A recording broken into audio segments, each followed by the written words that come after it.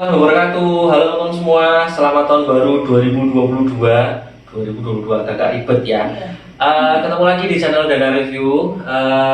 Yang jelas tetap mengulas semua hal. Di kesempatan kali ini kita podcast lagi bareng salah satu, bisa dibilang ya teman, ya saudara, ya mbak, ya bude, ya tante lah pokoknya. Ini kita sekarang sudah sama Mbak Enok dari Enok Craft. Halo Mbak, sehat Mbak? Sehat. Ya. Udah lama ya ketemu ya? Iya, karena pandemi. Benar. Ya, ini kita akan ngobrol semua, sebenarnya intinya tentang menginspirasi nanti Mbak arahnya. Oke. Jadi dari UKM, buat teman UKM juga, dan mungkin buat nanti teman-teman yang akan baru memulai usaha. Oke, siap. Nah, sebelum mulai jangan lupa di subscribe, di like, dan nyalain tombol notifikasinya, dan syukur-syukur di share juga videonya biar teman-teman semua bisa terinspirasi juga sama usahanya Mbak Enok. Oke. Perkenalan nama dulu Mbak. Oke. Apakah bener namanya Enok? Enggak sih ya, sebenarnya itu nama artis ya. Oh iya, oke. Sudah nama artis. Alias berarti? Alias, betul. Iya. Biar apa ya, cepet diingat, cepet didengar gitu loh. Oke. Namanya, nama saya asli dia, Uh-huh. dari papa mamanya itu. Yeah. Eni Yuniarti. Jauh ya sama Enok. Ya, Enggak sih, pakai deket sih. CK ini. Kalau Eni kan kecil ya, Enok itu gede gitu aja sih. Harapannya rezeki gede. Betul, semuanya Usahanya jadi gede, semuanya gede. Asal badan jangan. Enggak, benar. Oke. Nah, terus usaha ini Mbak, kalau teman-teman bisa nanti cek Instagramnya, nanti linknya saya kasih di kolom deskripsi di bawah. Produknya itu satu, tidak semuanya sama. Betul, ya kan? handmade Ya, dan kayaknya juga customized. Yes. Ya. Tapi Terus sekarang ready ada. Karena ada sesuai ready. permintaan, lama-lama kan kita alhamdulillah sudah hampir 3 tahun ya Mas ya. Oh, 3 tahun. 3 tahun lebih. 3 3 tahun tahun lebih Oke. sudah. Akhirnya masa iya sih marketplace nggak ada yang ready stock. Akhirnya Wis. kita main kemana-mana ready stocknya ada. Oke. Ya. Nah, kenapa bikinnya Enok Craft dan kenapa produknya ini Mbak? Oke. Jadi awalnya sebenarnya kan saya di bulan Maret ya 2018. Baru 2018 ya. Iya. Sudah 3 tahunan kan? 3 tahun. Nah, itu kan setelah lulus studi itu ya namanya punya anak kecil ya, bingung gitu mau ngajar. Aduh, ini anaknya mau dikemanain? Ya. Bingung kan? Nah, bingung, suami nggak boleh. Akhirnya saya bingung ini harus gimana ya. Akhirnya saya coba lah. Awalnya bikin sesuka hati, bikin. Jadi memang nggak sengaja ya? Nggak pokoknya? sengaja. Jadi dari itu otodidak by YouTube. Terima kasih YouTube. Terima kasih YouTube loh ya. Makasih by Pinterest gitu ya. Oke. Belajarnya cuma itu doang. Terus karena suka sih, awalnya suka mix and match gitu, seneng banget. Memang hobi berarti? Hobi, awalnya hobi mix and match saja, bukan bikin bajunya, bukan ya, oke. bukan banget. Terus habis itu mau pesan-pesan kok ternyata nggak sesuai hati. Nah, gimana nih? Akhirnya cobalah bikin satu. Iseng dipakai sendiri, kok bagus, banyak cerita gitu. Iseng lah juga, diposting lah di WA. Awalnya story doang. Oh, berarti istilahnya dulu masih pakai kontak pribadi? Kontak pribadi, karena belum ada Enok Craft dan lain belum ada. Akhirnya terus saya pikir ternyata laku 1, 2. Saya pikir, nah kebetulan waktu itu ada di Bandung ya, ada di dinas suami, kebetulan adalah mendampingi suami itu. Kebetulan di situ kok si produk ini yang saya bawa ini, kenapa best sellernya ini full ring ini, parang bareng ini bisa diterima untuk jadi cindera matanya ibu kasar waktu itu. Nah, saya pikir ini berarti menjual dong. Malam itu juga saya bikinlah semua Instagram, Facebook. Berarti madeg masak ya gitu Mbak? Iya. Jadi pokoknya kan inspirasi malam itu, sesi malam itu bikin semuanya sekarang selesai gitu? Tapi sebenarnya enggak sih. Jadi sebelum berangkat ke Bandung gitu, nggak tahu kenapa saya tuh kayak punya feeling gitu loh. Sebelum sekarang sudah saya posting story 1, 2, kan bisanya baru 1, 2 ya awal-awal kan. Saya pakai. Nah, tapi nggak tahu kenapa di situ saya punya feeling ini kayaknya mau jadi sesuatu. Iya, nggak tahu kenapa saya punya feeling itu. Dan saya waktu itu ketemu sama namanya Mbak Yeti kalau nggak salah pertama kali. Beliau bilang, Mbak bisa nggak saya dipinjemin seperangkat alat sholat? Bukan ya, seperangkat alat tangan gitu, untuk aksesoris untuk bikin. Akhirnya saya packing lah dalam satu travel bag.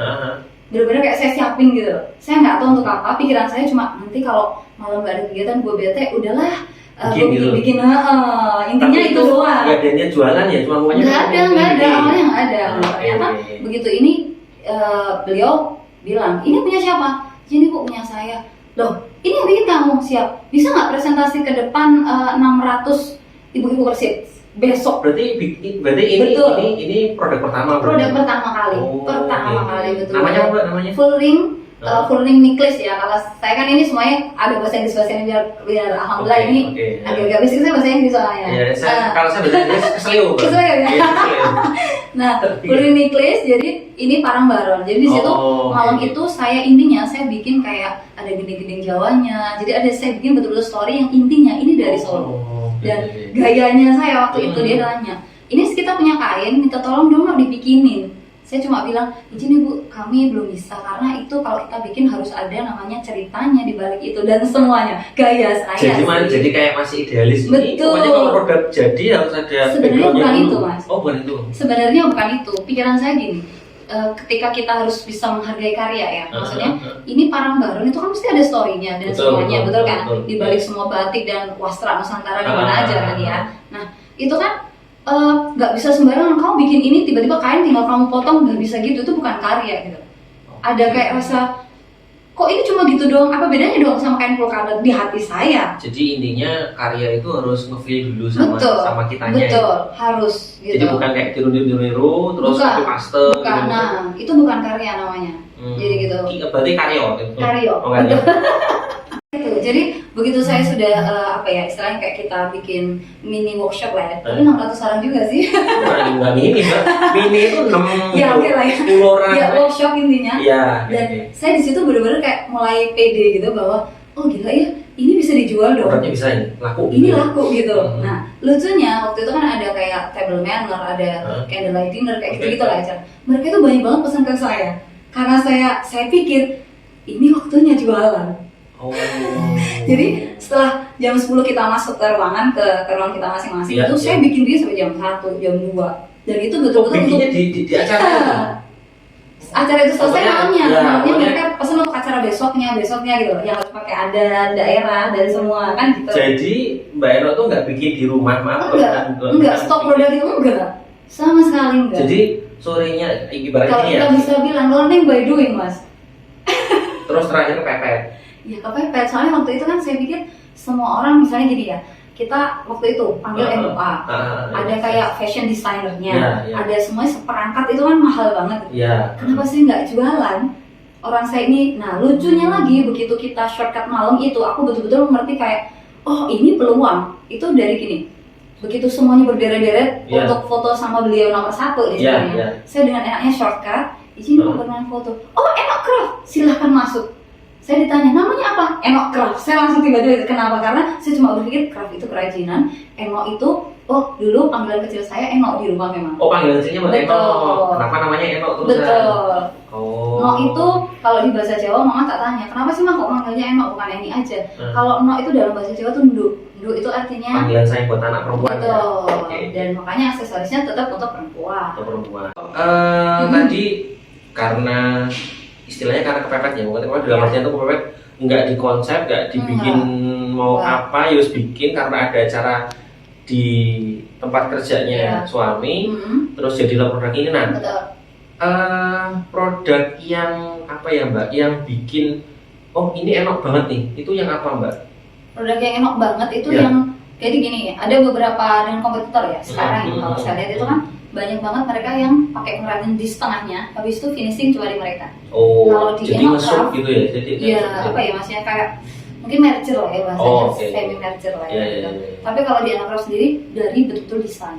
Jadi sekarang karena customize tadi, personalize tadi, itu benar-benar yang memenuhi betul-betul keinginan mereka yang intinya mereka pengen apa. Jadi kalau pada pesan cuma DM-nya gini, Mbak Eno saya mau tuh DM. Banyak jadi sekarang banyak Jadi Mbak Eno belum lihat orangnya. Belum. Mereka belum pesan barang. Gitu. Mbak aku mau pesan untuk occasion ini harga budget segini, deadline segini. Nah biasanya saya minta mereka untuk kirim foto. Dan sebelum itu seiring perjalanan saya belajar buku psikologi dong. Oh karakter ini itu sukanya orang-orang begini, yang begini. Nah saya tanya, desain approval 3 kali biasanya. Saya gambar dulu. Jadi dari customer tadi kontak ke Mbak Eno, minta A, B, C, D. Ya. Setelah itu si customer akan dikasih waktu untuk approve gitu ya? Iya benar, 3 kali. 3 kali pun baru dibikin. Betul, baru saya bikin. Terus saya foto lagi. Ini kurang gini, sampai 3 kali deal. Udah jadi barangnya. Approve-nya gambar sekali. Kedua jadi. Yang kedua ya. Habis itu dia perbaikan total finishing terakhir. Kalau dari awal pesen Mbak, sampai selesai, sampai misalnya saya beli nih buat istri gitu kan. Itu berapa lama Mbak? Berapa lama gimana? Orang kemarin ada sih hard loyal customer kita yang namanya Mbak Eni sih ada. Dia itu nggak tahu kenapa. Saya tuh kemarin mau mudik ya Mas ya. Mau mudik kan, barusan kemarin hari Sabtu ya kalau nggak salah. Sabtu kemarin baru dia sudah. Jadi kalau bahasa saya dia tuh sudah sampai pada tahap yang gatal kalau sebulan sekali nggak beli punyanya Nokraft gitu. Pusing saya. Jadi saya bilang, Mbak aku mau pulang dong ke tempat orang tua. Kebetulan dia tempatnya di sana. Mau dibawain apa? Mbak punya batu apa? Jadi sekarang sudah pada tahap punya batu apa sudah dibayar. Jadi tanya bahannya. Batunya aja. Mbak punya batu apa? Ini ukurannya yang kecil aja. Oke, saya deretin, saya kasih ke kayak sentinya gitu. Oke. Mbak ini mau dibikin apa? Aku percaya sama Mbak Eno. Itu langsung berapa Mbak semua sudah langsung ditransfer dulu. Jadi malah nggak pakai perbuatan. Nggak pakai yang desain itu. Iya, itu kalau lebih dari 3 kali kebanyakan dari Enocraft kayak gitu customernya. Jadi aku makanya nyebutnya sekarang sahabat Enocraft karena mereka bagi saya sahabat banget. Yang ngerti saya banget. Keren ya. Jadi dulu yang 1, 2, 3 sekarang wes Mbak ono produkmu apa? Iya. Produknya adanya apa, ratingnya apa, tak beli. Malah kadang gini, Mbak, kalau malam itu kadang si Mbak ini yang hard loyal ya, saya cerita tentang hard loyal. Dia selalu suka kayak gini.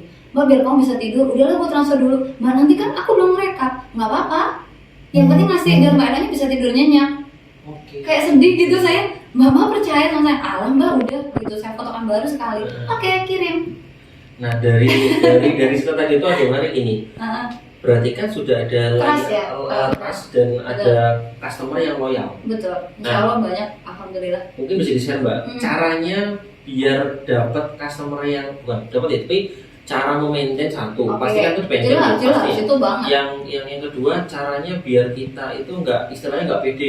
Ini customer ke kita ini udah yes nih, udah yang aku mau produkmu mau jelek bagus enggak. Ya mesti aku laku lah. Enggak gitu. Caranya satu dapat customer yang loyal, yang kedua itu bisa menjaga, dan yang ketiga meningkatkan dari customer itu sampai benar-benar setelah ini punya engagement yang bagus. Itu gimana Mbak? Yang pertama komitmen Mas. Komitmen itu penting banget. Komitmen luas ya ini artinya. Artinya ketika saya pernah kan habis MC itu kebetulan ada set job yang lain gitu. Jam 12 malam saya pulang, saya bilang, Mbak nanti saya follow up ya hari ini. Itu saya tetap desain hari ini. Walaupun pulang saya jam 12 nyampe, paginya mesti kan dibuka baru pagi gitu. Loh Mbak, ini kok dikirim malam banget, besok aja. Nggak bisa, bagi saya nggak bisa. It's about commitment, itu pertama ya. Terus yang kedua, jadi kalau kita sudah dipercaya, nggak boleh kita namanya seenaknya itu nggak bisa bagi saya. Bagi saya nggak bisa, namanya kayak misalnya dia udah percaya, Mbak ini sudah transfer, dan dia mungkin percaya dengan karya saya, tapi saya tetap melalui tahap yang desain dulu, semua dulu itu saya kasih. Jadi begitu dia, udah lama saya percaya, ya penjenengan percaya, tapi ini bagi saya ini jalan saya gitu. Daripada nanti ada komplain ya. Betul, di belakang. Intinya meminimalisir komplain. Betul. Nah setelah itu kan pasti yang kedua dapat customer loyal, yang loyal. Betul. Cara maintainnya tadi Mbak? Ya itu, saya bilang sahabat kan tadi. Jadi saya punya database itu yang intinya saya selalu bilang ke mereka bahwa saya memang sahabat kamu. Bahkan sampai hari ini si customer tuh banyak banget yang buang sampah Mas, tau nggak? It means buat sampah. Nah, curhat sampai dalam atau sampai itu melayani biasa aja. Tapi dari situ kita ngobrol lama gitu, chat itu closing juga. Itu berarti kalau saya bilang itu namanya emotional branding. Punya grupnya berarti customer? Iya ada. Sangat ya. Punya grup, jadi grupnya sahabat Enocraft, grupnya mak-mak semua gitu? Iya, nggak selalu mak sih, tapi ada beberapa yang nggak saya masukkan karena kan gini Mas, kalau kita kan punya target marketnya beda ya dengan yang aksesoris biasa, karena memang kan menengah ke atas kayaknya. Nah itu ada beberapa bahkan dimintain foto saja, izin ibu berkenan foto dikirim untuk membantu UKM tumbuh. Saya bahasanya sudah begitu nih.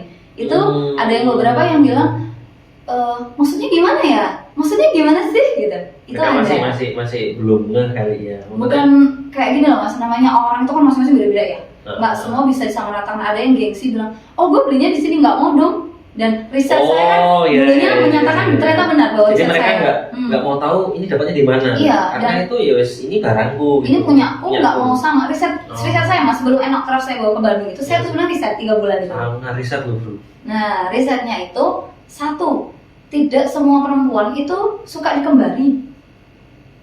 Makanya saya ngambil segmentasi ini. Saya nggak mau di red ocean, saya nggak mau ya. Saya mintanya di bener-bener yang blue ocean. Kenapa ya? Itu tadi, tapi bener-bener menjaga untuk intinya mau closing gitu mas. Jaga hati-hati banget untuk kita chatnya. Berarti produk ini nggak non sewu ya mbak. Kalau ada orang tuh biasanya kebanyakan kalau apalagi yang baru akan mulai usaha ya.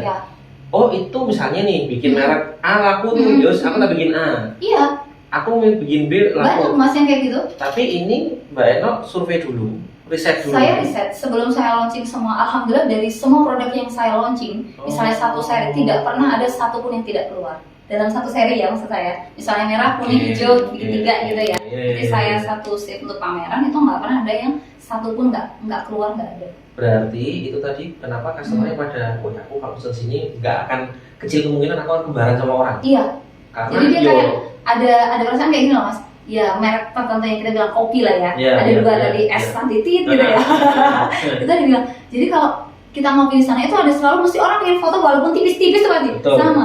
Kalau aku pakai produknya Enoch Craft itu aku kelihatan kayak elegan, kayak kaya, mampu. Itu yang mindset yang aku tanamkan. Terus dari awal. Orang habis itu jadi loyal. Dan yang paling sulit kan mempertahankan. Betul. Maksudnya kalau kita dapat customer dimanapun itu, yang saya pelajari ya, kita dapat customer sebanyak 1.000. Iya, Yang loyal apakah bisa 1.000 kan nggak bisa, karena ada yang mencoba juga. Setelah kan loyal, mereka akan lebih kritis biasanya mbak ya. Lebih kritis. Nah, untuk maintain itu selain tadi ada grup WA tadi, itu caranya gimana? Sentuhlah dia, tetap di hatinya. Itu tadi, caranya gitu. Jadi misalnya nih mas, 3 bulan nggak ada kabar dia, saya WA, mbak apa kabar? Putranya gimana? Dan saya harus punya data itu, Instagramnya, apanya, semua tuh saya data. Dan itu data. Mbak sendiri? Jadi untuk Enoch Craft sendiri kan saya kebetulan ada admin ya mas ya. Itu untuk di pembukaan, untuk di yang lain. Tapi untuk yang apa ya, maksudnya jawab customer. Makanya saya nggak pernah pakai yang otomatis itu, saya nggak mau untuk Enoch Craft. Yang WA bisnis itu betul, ya? yang untuk otomatis saya nggak pakai memang. Sempat diprotes banyak orang, mbak bowes pakai yang apa? Otomatis aja kan mempermudah, tidak semua. Karena saya tahu karakter si customer saya.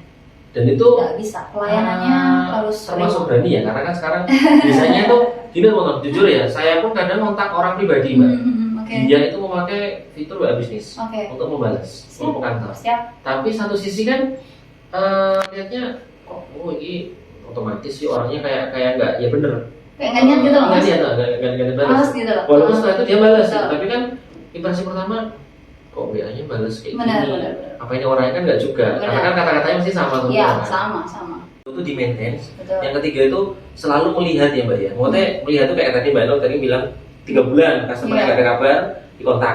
Apapun maksudnya kontak basa-basi pun. Iya basa-basi pun, jadi nggak harus yang mbak aku punya produk baru. Oh nggak pernah malah saya nggak pernah jadi murahan, saya nggak pernah. Kalau teman-teman saya sedihnya ya mas sama teman-teman kadang gini, dia selalu dengan NAI bahkan japri ke orang untuk menawarkan produknya. Itu menurut saya kayak apa ya mas, punya attitude banget gitu.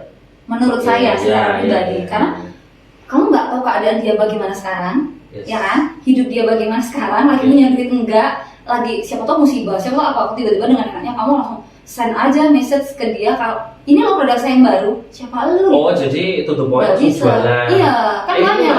Mbak ini ada produk ini baru, misalnya brownies gini gitu. Tiba-tiba kita pernah beli nih dia maju sekali dengan enaknya kita send message kayak gitu. Itu menurut aku kayak nggak punya etika sekali gitu. Karena nggak semua orang suka ya betul. direct marketing gitu. Apalagi kalau uang banyak itu kan gini mas, jadi karakter yang saya pelajari dari riset saya, orang yang punya duit banyak, yang maksudnya apa ya, nggak mikir untuk beli sesuatu, yang penting dia kualitas sama service lah ya gitu kan. Itu ya berdasar saya, itu mereka akan mintanya apa, service excellent, terus dia mintanya apa ya, produk yang berkualitas tinggi. Betul. Dan pelayanan yang betul-betul prima, dan sama apa ya mas ya, kayak karakter kepemiliknya gitu, lebih ke situ. Jadi makanya saya begitu ada semua customer itu kan memang betul-betul saya buka apa ya, status japri, WA pribadi itu yang betul mereka tahu kegiatan saya tiap hari. Sangat ya, berarti teman-teman tadi pertama bikin produk itu nggak harus nunggu momen begini. Momen gitu ya, ya, kadang momen, ya. Enggak, kalau saya enggak. Pokoknya bikin aja. Bikin aja. Mau usaha ya usaha aja. Bahkan yang lucu tuh Mas, pernah kan, Mbak aku pengen bikin untuk acara ini, Mbak saya minta deadline. Itu pertama kali itu saya selalu deadline. Iya, deadline dia pakai itu loh, kapan? Yang minta malah Mbak Eno? Iya dong, harus saya. Karena kan deadline, saya harus nyampe ke tempatnya itu kapan gitu kan. Misalnya dia ini misalnya pesan tanggal 1 nih, dia bilang Mbak aku pakainya sekitar tanggal 15, harus tanggal 13 di hati saya, pokoknya di itu saya, di note saya harus sudah nyampe ke tempatnya. Nyampe. Harus nyampe. Nah di situ dia bilang Mbak aku ini deadline segini, oke, saya deadline. Habis itu saya tanya lagi budget Mbak bisa untuk acara apa? Jadi alhamdulillah ketika si produk ini nyampe ke dia, saya selalu tanya Mbak ini ada nggak? Kadang mereka cuma tanya Mbak ada nggak warna-warna aku?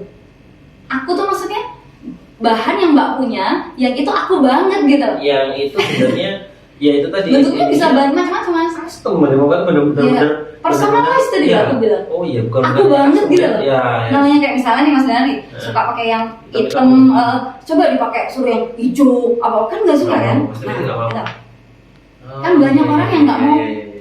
Kalau banyak gini, Mbak Eno capek banget tuh. Oh capek banget, emang dipikir usaha nggak capek? Ya nggak ada kali Mas. Kalau kata Bro Dino itu kalau sering-sering saya dengar dan kalau Bro sih mesti ada itu. Usaha yang sukses itu usaha yang dijalankan, bukan hanya dikonsepkan. Betul. Karena kalau mau konsep itu kan gampang Mbak. Betul. Tapi kalau eksekusi itu kan yang sulit tuh. Kayak tadi Mbak Eno, mungkin nggak semua orang kepikiran harus riset dulu segala macam. Tapi dengan riset itu kan pastinya adalah istilahnya gini, kita mau pergi ke sana itu udah ada sangunya dulu kan Mbak. Kalau saya itu teman. Nah tadi udah semua kita bahas ya backgroundnya, terus kenapa milih produk ini, maintenance customer, harganya Mbak. Range harga aja teman, karena kalau tadi Mbak Elsa kan dari tadi menengah ke atas, dan ini personalized dulu. Personal, bukan istilahnya saya punya, siapa punya bisa jadi beda. Betul. Walaupun setiap orang pasti pengen kayak gitu, bisa nggak gitu. Saya sarankan untuk ke yang lain, tapi mirip. Nah itu jadi benar-benar personal teman-teman. Karena saya tuh kenal Mbak Eno dari tahun berapa? 2018 ya. 18 ya. 18. Nah dari situ itu memang beliaunya tuh kalau bikin produk mesti nggak ada yang sama. Dan pricingnya seperti itu. Ketika orang mau beli yang itu personal dengan harga yang layak, itu dia nggak akan harga berapapun, sementing aku personal. Kalau menurut saya Mbak. Nah tentang pricing tadi, tentang harga tadi, price-nya berapa sih Mbak? Dan customer ada yang Mbak ini nego lah ya, nego gitu. Sering. Itu gimana sih Mbak? Sering. Jadi gini, kalau pricing bagi saya ya, jadi gini. Kalau teman-teman mau jualan, itu jangan jualan ya, tapi jadi pebisnis. Kenapa saya beda dong? Okay. Jualan itu HPP di 10.000 dia jual 12.000. Itu jualan. Pebisnis minimal dia harus bagi dalam 3 hal kalau saya ya. Oke, catat. Yang pertama HPP di 30%. Ya kan, jelas ya. 30% itu biaya untuk karyawan. Oke. Ya, 30% itu diuntung.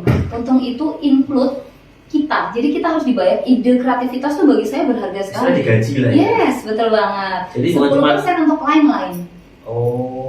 Tuh dengan jadi 30, 10. Betul. Lain-lainnya 10. Jalannya 30. Kayak misalnya packaging. Itu belum masuk HPP loh ya. Kalau saya HPP itu asli di produk. Kalau saya ya. Istilahnya mentahannya ya. Betul, mentahan. Istilahnya mentahan padahal pasti ada sisa kan, kayak gini kan misalnya ini 2 meter kali 15 115 ya gitu. Kan masih ada sisa. Itu bagi saya itu asetnya. Itu nggak mau saya hitung. Berarti kan maaf ya Mas, kalau saya nih biasanya jualan 2 itu yang kan 4 ya biasanya saya bikin. 2 berikutnya itu sudah untungnya. Harus. Jadi, kalau nggak kayak gitu, kenapa? Ya alhamdulillah Mas Enocraft saya bangun dengan modal sekitar 2 juta ya. Sampai sekarang alhamdulillah ratusan Mas. Nanti kalau ada yang tanya, misalnya di komentar apa yang tanya. Bener. Bisa nggak pakai modal? Oh bisa banget. Saya nggak pakai modal cuma 2 juta. Sekarang alhamdulillah udah ratusan. Alhamdulillah ini Mas, di corona ini berkah ya bagi saya. Kenapa? Karena di Februari 2021 aku bikin Ojala. Apalagi itu? Ojala tuh fashion. Saat saya dan saya kedua. Kemudian yang ketiga ini Wedangku tuh di Juli 2021. Oke. Ada perluasan lagi. Jadi dalam waktu berarti 2 tahun ya? Iya. 2 tahun berkembangnya itu tahun ketiganya bisa buka usaha lagi. Alhamdulillah. Nah, tadi Mbak sempat ini udah berapa lama sih, nanti kelamaan bosan malah bosan ya. aku udah tinggal bakso nanti. Masih ya. Oke. Tadi sempat nyinggung Covid nih Mbak, Corona. Kita masih ya. Tadi ada range-nya loh, belum dijawab loh. Nanti kalau jawab range ya wes gak apa-apa jawab aja. Boleh. Range-nya dari sekitar 50.000 ya. 25 lah ya kemarin. 25 sampai 2,8 nih best sellernya nih. Bukan best seller ya, apa premiumnya tuh 2,8. Alhamdulillah kemarin yeah. Karena memang 1 bulan saya ditanya kemarin sama dari Jawa Tengah kan Mas, kita pameran. Kenapa ini kok 28? Kok masih harga segitu, Mbak? Pertama detailnya. Ya kan detail produknya. Ini coba dilihat. Ini nanti gambarnya ya, ada detailnya ya. Nanti detail produknya pertama, desainnya. Ketiga ini cara pembuatan dan prosesnya. Hampir 1 bulan saya bikin satu. Oke. Dan tanpa lem, tanpa apapun. Benar-benar pakai jahitan tangan totally. Iya. Aku jahit paling bukan jahit itu Mbak. Enggak, jahit apa Mas? Jahit itu beda Mbak, jahit Mbak. Dan bukan malah jadi kayak gini, bubar malah Mbak. Iya. Oke. Lanjut tadi tentang Covid Mbak. Sekaligus nanti closing sekalian ya. Closing statement sekalian. Buat teman-teman yang baru memulai usaha, yang sedang usaha, atau yang udah usaha tapi Covid ini agak oleng menurun lah ya. Itu ada tips-tips gitu. Boleh tips, boleh message buat mereka. Oke. Kalau yang baru mau usaha, pertama ya, jangan pernah takut, Mbak, modal nggak punya modal untuk usaha. Salah. Modal yang paling penting itu apa? SDM. Kalau menurut saya, nilai ke atas penting banget ya. Kita mau ke Semarang nih, ibarat kita mau ke Semarang tapi nggak ngerti jalan, kan nyampe dong Semarang. Oh iya, betul. Nah, itu pertama ya, gitu. Kedua, ada kemauan untuk belajar.